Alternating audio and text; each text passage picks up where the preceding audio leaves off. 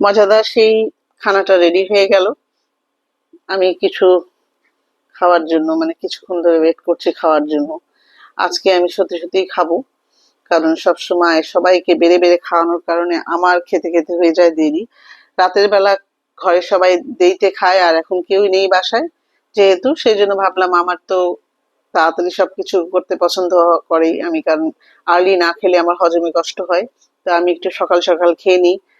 আমি খেয়ে নিব এখন। তাদের সবার জন্য বেড়ে রেখেছি, আর আমার জন্য রেখেছি যা, সেই অংশটুকু আমি তুলে নিয়েছি। তো আমি এখন আমার জন্য আমার পছন্দ মতো একটু খাবার নিয়ে নিচ্ছি। আগে আমি বিসমিল্লাহ বলে এটা একটু টেস্ট করে দিই কেমন হয়েছে।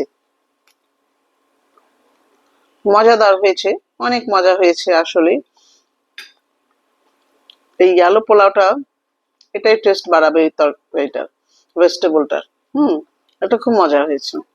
সাথে চিকেন গুলো দেখলেই তো আর লোভ সামলানো যাচ্ছে না, একটা খেয়েই দেখি কেমন লাগে। তো আমি চিকেন একটা নিয়ে নিলাম, আমি এটাকে খাবো।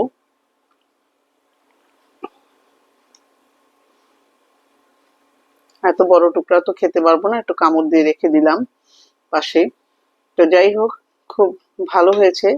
এগুলো মাঝে মাঝে সবারই করে খাওয়া উচিত, ঠিক না?